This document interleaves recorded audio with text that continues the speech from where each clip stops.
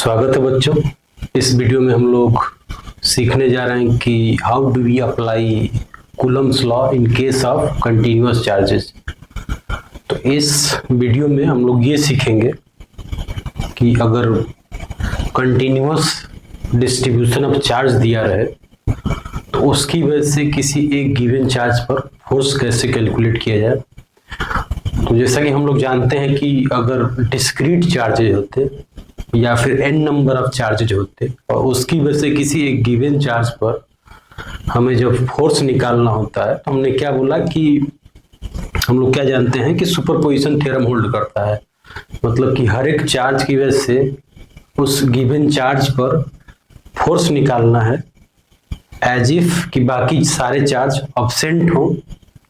मतलब जब भी हम एक चार्ज की वजह से फोर्स कैलकुलेट करेंगे गिवन चार्ज पर तो बाकी चार्ज को ध्यान में नहीं रखेंगे और ऐसे ही करके जितने भी चार्ज दिए रहते हैं उन सारे चार्जेस की वजह से गिवन चार्ज पर हम लोग फोर्स कैलकुलेट कर लेते हैं। और force is a vector quantity, तो हम लोग उस वेक्टर क्वांटिटी को हम लोग वेक्टरली ऐड कर देते हैं तो हम लोग नेट फोर्स पाते हैं। जैसे कि मैं क्या बोल रहा हूं कि हम लोग को अगर n नंबर ऑफ चार्जेस दिया रहता है 1 to n दिया होता है, उसकी वजह से अगर हम लोग किसी एक गिवन चार्ज q पर अगर हमें बताना होता है कि नेट फोर्स क्या होता है तो हमने क्या सीखा है q1 q2 और ऐसे करके ये qn तक है। तो हम लोगों ने ये सीखा है कि हर एक चार्ज की वजह से इस गिवन चार्ज q पर फोर्स निकाल लेना है और उसका अल्टीमेटली हमें क्या करना है रिजल्टेंट फाइंड आउट करना है, वेक्टर सम फाइंड आउट करना है। और वो इन सारे कलेक्शन ऑफ चार्जेस की वजह से ये जो कलेक्शन ऑफ चार्जेस है उसकी वजह से इस चार्ज पर नेट फोर्स निकल जाता है। हम लोग को ये चीज पता है कि यहाँ पर कैसे कैलकुलेट करते हैं। हर एक चार्ज की वजह से इस पर फोर्स निकाल लेंगे और उन सब का वेक्टर एडिशन कर देंगे तो इस पर नेट फोर्स कैलकुलेट हो जाएगा। तो यहाँ पर ये जो चार्जेस हैं वो फाइनाइट नंबर ऑफ चार्जेस हैं, n 100 होगा 200 होगा, मतलब फिक्स्ड क्वांटिटी है। लेकिन अगर हम लोग चार्ज बोलें कि हमारे पास चार्ज डिस्ट्रीब्यूशन ऐसा दिया हो, मतलब चार्ज हमने क्या किया अब फिक्स पॉइंट नहीं ले रहे हैं, मतलब कि 10 चार्ज नहीं ले रहे हैं 20 चार्ज नहीं ले रहे हैं, बल्कि हमने क्या बोला कि एक चार्ज q है, चार्ज q को हमने लेंथ l पर डिस्ट्रीब्यूट कर दिया uniformly. Charge q is distributed over this length plus charge, ठीक है। Charge q is distributed over this length, linear line है, over this length uniformly distribution है। क्या हमने बोला कि charge q is uniformly distributed on length L। ऐसे जब चार्ज Q को हम लोग लेंथ L पर डिस्ट्रीब्यूट करते हैं एक सीधी लाइन में, या मतलब सीधी लाइन के बजाय इसको हम लोग ऐसे भी डिस्ट्रीब्यूट कर सकते थे कि एक रिंग होता, चार्ज Q को हम लोगों ने कहाँ डिस्ट्रीब्यूट किया, एक रिंग पर डिस्ट्रीब्यूट कर दिया, ठीक है। या चार्ज q को रिंग पर r जिसका रेडियस है इस पर डिस्ट्रीब्यूट किया, या हमने बोला कि चार्ज q को हम लोग डिस्ट्रीब्यूट करें एक सेमी सर्कल पर। ये भी कह सकते हैं कि एक सेमी सर्कल हो रेडियस r का, इस पर हम लोग डिस्ट्रीब्यूट करें चार्ज को, ऐसा कर सकते हैं। तो ये सारे के सारे जब चार्ज का डिस्ट्रीब्यूशन एक लाइन पर हो, लाइन है ये एक स्ट्रेट लाइन है, ये एक सर्कुलर लाइन है, ये भी एक सेमी सर्कुलर लाइन है, ये लाइन हमने ऐसे इस लाइन पर डिस्ट्रीब्यूट किया है, ठीक है, ये नहीं है। तो ऐसे हम लोग दिखा रहे हैं, ये इसका सेंटर हो गया, हम लोगों ने यहाँ पर चार्ज q को हमने इस लाइन पर डिस्ट्रीब्यूट कर दिया। अब चार्ज अगर ऐसा डिस्ट्रीब्यूशन दिया रहता चार्जेस का, चार्ज प्लस q को हम लोगों ने एक लाइन लेंथ l पर यूनिफॉर्मली डिस्ट्रीब्यूट किया, चार्ज q को हमने एक रिंग पर डिस्ट्रीब्यूट किया, यूनिफॉर्मली डिस्ट्रीब्यूट किया, सेमी सर्कुलर रिंग पर डिस्ट्रीब्यूट किया। तो जब भी लाइन पर चार्ज को डिस्ट्रीब्यूट करते हैं तो ऐसे डिस्ट्रीब्यूशन को बोला जाता है लाइन चार्ज डिस्ट्रीब्यूशन बोला जाता है। ठीक है, अब इस चार्ज की वजह से अगर बोला जाए कि इस गिवन चार्ज की वजह से अगर हमें बताना हो कि एक इसके परपेंडिकुलर बाइसेक्टर पर एक चार्ज क्यू दिया हो, स्मॉल क्यू दिया हो, मान लेते हैं कि चार्ज स्मॉल क्यू दिया हो, एट ए डिस्टेंस डी दिया हो, तो इस केस में हम लोग इस चार्ज क्यू पर फोर्स कैसे कैलकुलेट करेंगे। उसी तरीके से अगर ये एक रिंग है और रिंग से एट ए डिस्टेंस आर, ठीक है, ये रिंग है जिसका रेडियस आर है, charge Q is distributed on this ring, uniformly distributed, और उससे एट ए डिस्टेंस डी पर एक चार्ज क्यू रखा गया हो, ये सेंटर ओ हो और यहां से डिस्टेंस डी पर एक चार्ज क्यू रखा गया हो, तो इस केस में हम लोग how we can calculate force because of this ring, मतलब इस गिवन रिंग की वजह से हम लोग इस चार्ज क्यू पर फोर्स कैसे कैलकुलेट करेंगे। या अगर लाइन चार्ज दिया होता, charge Q is distributed on this straight line, तो इस गिवन स्ट्रेट लाइन की वजह से इस चार्ज क्यू पर फोर्स कैसे बताते। या फिर अगर एक सेमी सर्कुलर रिंग होता, चार्ज क्यू को हम डिस्ट्रीब्यूट किया, इसको सेमी सर्कल बोलते हैं क्योंकि ये आधा है, सेमी पूरा सर्कल नहीं है, सेमी सर्कल है, तो इसलिए इसको बोला जाएगा सेमी सर्कुलर रिंग है ये। ठीक है, इसके सेंटर पर दिया हो कि चार्ज क्यू रखा गया है, तो इसको हम लोग कैसे कैलकुलेट करेंगे। ठीक है, इशू समझ में आ रहा है। इशू क्या है?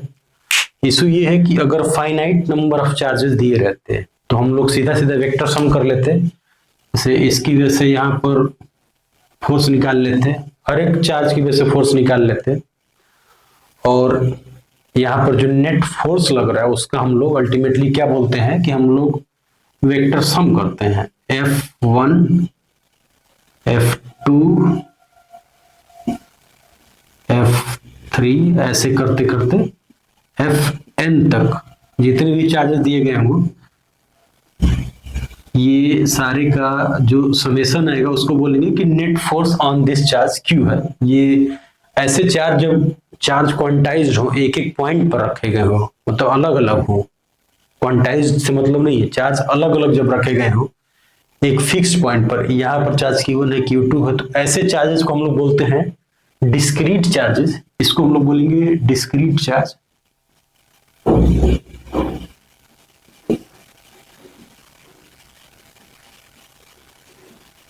डिस्क्रीट चार्ज डिस्ट्रीब्यूशन बोला जाएगा इसको।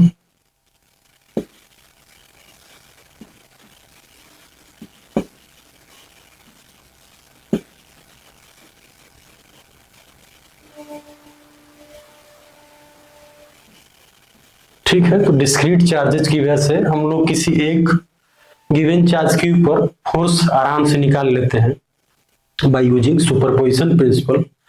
यहाँ पर प्रॉब्लम क्या है कि चार्ज क्यू अभी डिस्क्रीट नहीं है, बल्कि क्या है कि ये चार्ज क्यू जो है uniformly distributed on the length L है। ठीक है, एक रिंग पर डिस्ट्रीब्यूटेड है। ठीक है, एक सेमी सर्कुलर रिंग पर डिस्ट्रीब्यूटेड है, या फिर बोले कि एक डिस्क पर है। ये भी हो सकता है कि चार्ज क्यू जो है हमने क्या किया है, इसके charge Q is distributed on this radius r, इसके एरिया पर हमने डिस्ट्रीब्यूट किया है। अभी पूरा का पूरा जो चार्ज है हमने कहाँ डिस्ट्रीब्यूट किया, पूरा का पूरा डिस्क पर डिस्ट्रीब्यूट किया। अभी केवल पेरिफेरी पर नहीं रखा है हमने, मतलब उसके पेरीमीटर पर नहीं रखा है, उसके परिमाप पर, बाहर की लाइनों पर नहीं रखा है, बल्कि उसके पूरे एरिया पर हमने चार्ज क्यू को क्या किया, स्प्रेड कर दिया। और ऐसे चार्ज की वजह से एट सम डिस्टेंस डी एक चार्ज क्यू अगर दिया रहे तो हम लोग फोर्स कैसे निकालेंगे, ये इस वीडियो का मौजू है। इस वीडियो का क्या है, मतलब इस वीडियो में हम लोग यही सीखने जा रहे हैं कि अगर चार्ज कंटिन्यूअस हो, ये सारे चार्ज क्या है, कंटिन्यूअस हो। आप यहाँ पर ये नहीं बोल सकते हैं कि चार्ज क्यू जो है, कैपिटल चार्ज क्यू यहाँ पर नहीं है, या यहाँ पर नहीं है, या यहाँ पर नहीं है, किसी एक पॉइंट पर नहीं है, बल्कि इसको हमने पूरा का पूरा एक लाइन पर डिस्ट्रीब्यूट कर दिया है। तो इसका कोई भी एक छोटा सा लेंथ लेंगे, कोई भी एक छोटा सा लेंथ लेंगे, उसमें चार्ज उतना ही होगा, हर एक में सेम नंबर ऑफ चार्जेज होंगे। यूनिफॉर्म डिस्ट्रीब्यूशन का मतलब यही होता है, uniformly distributed on the length. तो इसलिए इसको हम लोग बोलते हैं लाइन चार्जेज बोलेंगे, जब लेंथ पर डिस्ट्रीब्यूट करेंगे तो। ठीक है, जब हम लोग एरिया पर डिस्ट्रीब्यूट करते हैं तो इसको बोलते हैं एरियल डिस्ट्रीब्यूशन बोला जाएगा।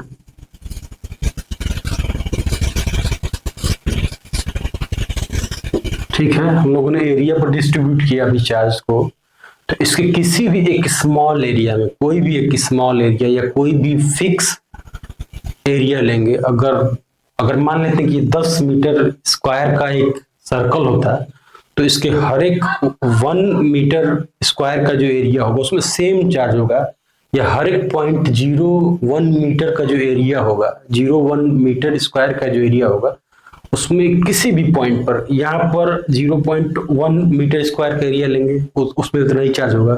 0.1 मीटर स्क्वायर का चार्ज एरिया अगर यहाँ चूज करते हैं, उस पर भी सेम चार्ज होगा। तो यूनिफॉर्म डिस्ट्रीब्यूशन का मतलब यही होता है, यूनिफॉर्मली अगर यूनिफॉर्मली हम लोग लाइन पर डिस्ट्रीब्यूट करते हैं चार्ज को हमने क्या किया कि पूरा गिवन लाइन पर, गिवन लेंथ पर हमने डिस्ट्रीब्यूट कर दिया है, तो उस चार्ज को हम लोग बोलेंगे कि वो लाइन चार्ज डिस्ट्रीब्यूशन है।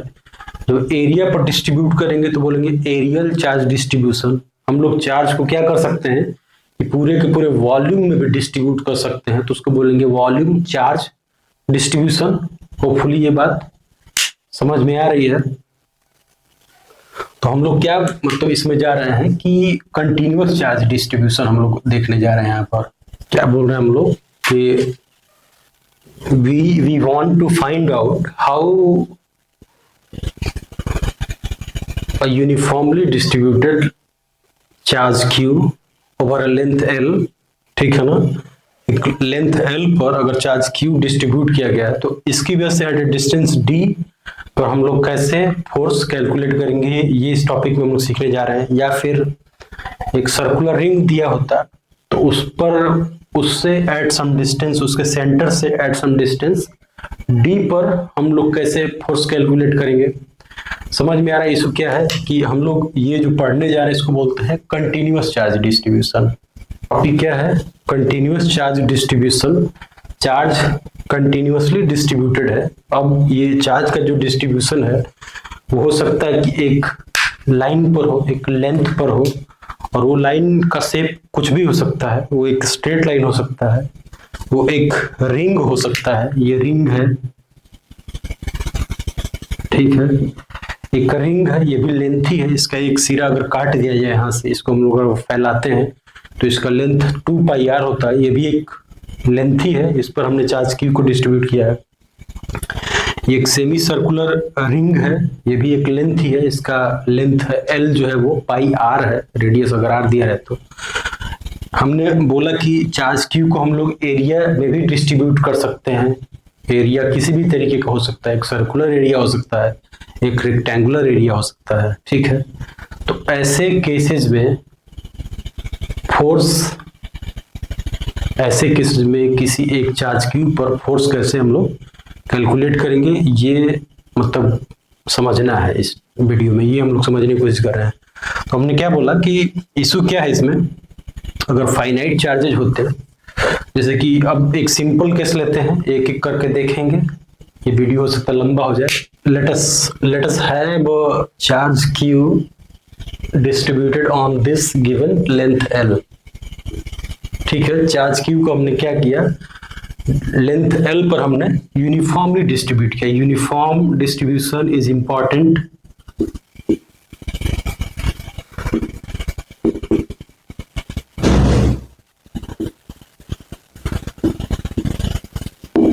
Uniformly charge Q is uniformly distributed on this length L, ठीक है, और इसकी वजह से एट सम पॉइंट P जहां पर कि चार्ज Q रखा गया हो, एट सम डिस्टेंस D, ठीक है, रखा गया है, this point, this charge Q, ये जो चार्ज Q है उसको परपेंडिकुलर बाइसेक्टर पर रखा गया, ये जो लेंथ है इसके परपेंडिकुलर बाइसेक्टर पर रखा गया है। ऐसा जरूरी नहीं है, इस क्वेश्चन में हमने लिया हुआ है इजी करने के लिए। अब इस चार्ज को हम लोग हो सकता है यहाँ पर भी रख सकते थे, इसके किसी एक पॉइंट पर, वो एक डिफरेंट क्वेश्चन होगा, ठीक है, होपफुली ये बात समझ में आ रही है। तो हम लोग एक बेसिक सा सवाल करने जा रहे हैं कि चार्ज Q दिया हो जो कि लेंथ L पर यूनिफॉर्मली डिस्ट्रीब्यूटेड है, इसकी वजह से हम लोग इस गिवन चार्ज Q पर which is at a distance D from the given line, इस पर हम लोग फोर्स फाइंड आउट करना चाहते हैं। ये इसको बोलते हैं कंटिन्यूअस डिस्ट्रीब्यूशन का केस।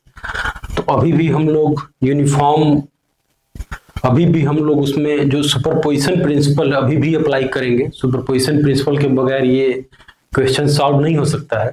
हम लोग ये बोल रहे हैं कि ऐसे क्वेश्चंस को सॉल्व करने का एक बेसिक सा जो तरीका है उसमें क्या है कि हम लोग मान लेते हैं कि ये हमारा, इसको एक्स वाई एक्सिस मान लेते हैं और ये हमारा मान लेते हैं कि ओरिजिन O है, ऊपर की तरफ लेंथ y है, ये ऊपर की तरफ लेंथ y है,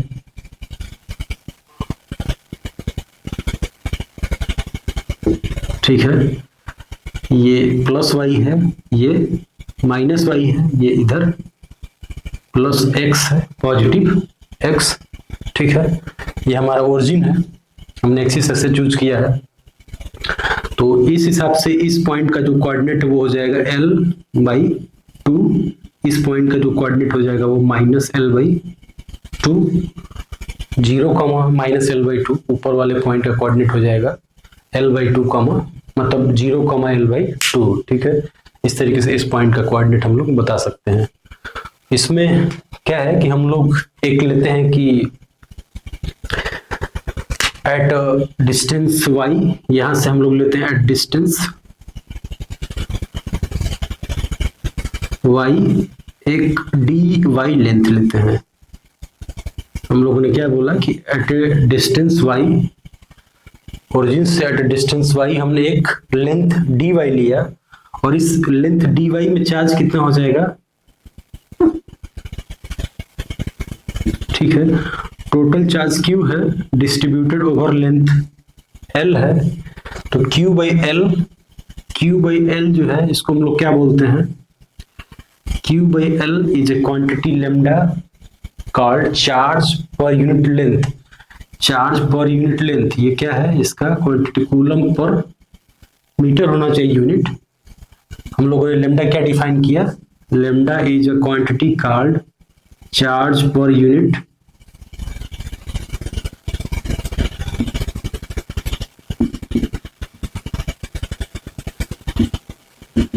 चार्ज पर यूनिट लेंथ। इस चार्ज Q को हमने लेंथ L पर डिस्ट्रीब्यूट किया, तो हम लोग हर एक 1 मीटर में Q/L का मतलब होता है कि हर एक यूनिट लेंथ में चार्ज कितना डिस्ट्रीब्यूटेड है ये हमें पता लग गया। तो जब ये पता लग जाता है तो हम लोग बोले कि dy लेंथ में कितना चार्ज होगा, इस dy गिवन लेंथ में कितना चार्ज होगा। तो इस चार्ज को हम लोग बोलते हैं कि ये चार्ज जो है वो क्या है, dq है, टोटल चार्ज का थोड़ा सा चार्ज है dq, और उसकी जो वैल्यू होनी चाहिए वो क्या होनी चाहिए, लेमडा इंटू dy होनी चाहिए। हमने क्या बोला कि charge q distributed over length L, तो Q/L हमने डिफाइन कर लिया। इस ऐसे क्वेश्चंस में हमेशा जब भी चार्ज Q को किसी लेंथ पर डिस्ट्रीब्यूट किया जाता है तो आप लोग हमेशा लेमडा डिफाइन करेंगे, charge per unit length define करेंगे। जब charge per unit length define हमने कर लिया तो किसी भी फाइनाइट लेंथ में चार्ज कितना है क्या करना है, उसको मल्टीप्लाई कर देना है। तो लेमडा इंटू dy हमने मल्टीप्लाई किया, तो इस dy डिस्टेंस में चार्ज कितना वो हमें पता लग जाएगा। उस चार्ज को हम लोग बोलते हैं कि dq है, ये हो जाएगा क्या, q/λ इंटू dy लिखेंगे इसको, ठीक है, या इसको ऐसे भी छोड़ सकते हैं हम लोग केवल इतने पर ही, लेमडा इंटू dy। अब ये जो पॉइंट है, जो dy जो है, dy is a very small distance. dy जो है उसको हम लोग बोलते हैं कि इनफाइनाइटेसिमल डिस्टेंस है। एट अ डिस्टेंस y पर एक इनफाइनाइटेसिमल लेंथ लिया हमने, तो वो एक पॉइंट की तरह हो गया। अब इस पॉइंट की वजह से हम लोग इस गिवन चार्ज पर फोर्स निकाल सकते हैं। ये जो फोर्स होगा इसकी वैल्यू dF होनी चाहिए, ठीक है। ये जो फोर्स है इसकी वैल्यू क्या है, इस पॉइंट चार्ज dQ की वजह से जो इस चार्ज Q पर फोर्स लगे उसको बोलेंगे dF, ठीक है। तो dF को हम लोग क्या लिख सकते हैं, dF इक्वल टू हो जाएगा K टाइम्स चार्ज हमने लिया है dQ लिया है, dQ charge into Q divided by ये डिस्टेंस है, ठीक है, इनटू R स्क्वायर। R की वैल्यू क्या हो जाएगी, R की वैल्यू क्या हम लोग ऐसा लिख सकते हैं, R square equal to Y square plus D square, ऐसा लिख सकते हैं। एक ये राइट एंगल ट्रायंगल बन रहा है, ये इस राइट एंगल ट्रायंगल से R की वैल्यू लिख सकते हैं Y square into D square, ठीक है। तो यहां पर हम लोग इसका मतलब कि ये लिख सकते हैं K टाइम्स Q, dQ की वैल्यू लिखेंगे lambda dy divided by Y square plus D square, ऐसा लिख सकते हैं। अब ये जो फोर्स है, ये फोर्स वेक्टर क्वांटिटी है, तो ऐसा नहीं कि बस इतने हमें दिखा, ये y दिख गया, dy दिख गया, तो अब तो हमें समझ में आता है कि इंटीग्रेट करना है, ये तो समझ में आ रहा है। जैसे कि हम लोग, जिन लोगों को इंटीग्रेशन समझ में आता है वो जैसे ही यहाँ तक पहुंचेंगे उनको समझ में आने लगेगा कि अब तो इंटीग्रेशन करना है, ये बात सही है। लेकिन इंटीग्रेशन करना है, लेकिन इसमें ध्यान ये रखना है कि ये जो फोर्स लग रहा है ये वेक्टर क्वांटिटी, ये जो हमने फोर्स कैलकुलेट किया है, तो जैसे ही y बदलेंगे, जैसे ही y दूसरा हो जाएगा, y की वैल्यू थोड़ा सा डिफरेंट हो जाएगी, ये जो फोर्स है इसका डायरेक्शन दूसरा हो जाएगा, ठीक है ना। तो इसलिए अभी इस फोर्स को हम लोग सीधा सीधा इंटीग्रेट कर देंगे तो गलत हो जाएगा, मतलब अभी इंटीग्रेशन अभी एप्लीकेबल नहीं होगा इस गिवन फोर्स पर, ठीक है। इशू क्या है कि जैसे ही लेंथ बदलेगा, y की वैल्यू थोड़ा सा अगर बदलेंगे, ऊपर जाते हैं, तो ये जो फोर्स होगा अब वो दूसरा, उसका डायरेक्शन दूसरा हो जाएगा, तो उसको हम लोग सिंपली ऐड नहीं कर सकते हैं। बात समझ में आ रही है मैं क्या बोल रहा हूँ। ये अगर हम लोगों ने चार्ज ये ले लिया, तो इस चार्ज की वजह से इस पर जो फोर्स लगेगा उसका डायरेक्शन इधर की तरफ होगा, ठीक है। तो इस फोर्स को सीधा सीधा ऐसे, इंटीग्रेशन का मतलब ये भी ध्यान रखना, integration is simple addition, integrate करना मतलब ऐड करना। लेकिन ऐड कैसे करेंगे, वेक्टर को सीधा सीधा ऐड नहीं कर सकते, इस वेक्टर को और इस वेक्टर को ऐड नहीं कर सकते हम लोग सीधा सीधा, क्योंकि दोनों का डायरेक्शन डिफरेंट है। तो इसीलिए हम लोग क्या बोलते हैं, इस फोर्स को हम लोग दो डायरेक्शन में रिजॉल्व कर सकते हैं, एक वर्टिकल, एक हॉरिजॉन्टल और एक वर्टिकल। तो इस dF को हम लोग इस डायरेक्शन में ब्रेक कर सकते हैं, dFH, dFV ऐसे कर सकते हैं ब्रेक, ठीक है। होपफुली ये बात समझ में आ रही है।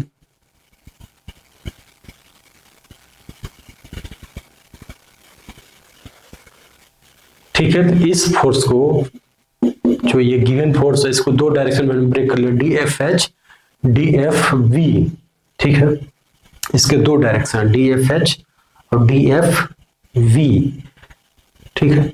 अब इसमें अगर ध्यान देंगे तो अब हम लोग इस फोर्स को, इसको हम लोग मतलब इसके जितने भी कंपोनेंट्स हैं, मतलब हर एक dy लेंथ लेंगे, तो उसका जो फोर्स लगेगा इस चार्ज क्यू पर, जो फोर्स लगेगा उसका दो कंपोनेंट होगा, एक हॉरिजॉन्टल और एक वर्टिकल।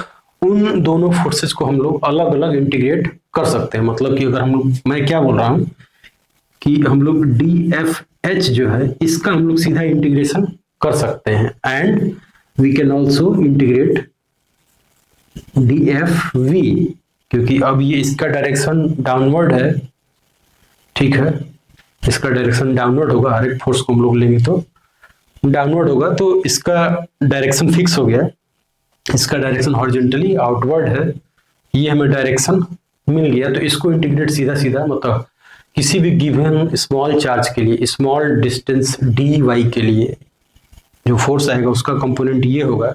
इसको हम लोग इजीली कैलकुलेट कर सकते हैं, इसको इजीली कैलकुलेट कर सकते हैं। तो इसको अब सिंपल इंटीग्रेट किया जा सकता है, इसको इंटीग्रेट नहीं किया जा सकता क्योंकि इसके दो कंपोनेंट है। ये बात होपफुली समझ में आ रही है कि जैसे ही लेंथ बदलेंगे वो दूसरा फोर्स हो जाएगा, और वेक्टर्स को हम लोग सीधा सीधा ऐड नहीं कर सकते हैं। लेकिन डायरेक्शन जब सेम होता है तब हम लोग फोर्स को या वेक्टर क्वांटिटी को स्केलर की तरह ऐड कर सकते हैं, सब्ट्रैक्ट कर सकते हैं, डायरेक्शन जब सेम होता है तब। तो इसके लिए हम ये जो फोर्स है इसके दो कंपोनेंट हो गए, वर्टिकल, हॉरिजॉन्टल एंड वर्टिकल। तो हॉरिजॉन्टल जितने भी इस चार्ज की वजह से फोर्स लेंगे इन द हॉरिजॉन्टल डायरेक्शन उसको ऐड कर लेते हैं, ये इंटीग्रेशन हो जाएगा। जितने भी वर्टिकल लगेंगे उसमें ये ऐड हो जाएगा, ठीक है। तो अब मतलब बेसिकली हम लोग ये कर सकते हैं। तो अगर ये एंगल निकालना पड़ेगा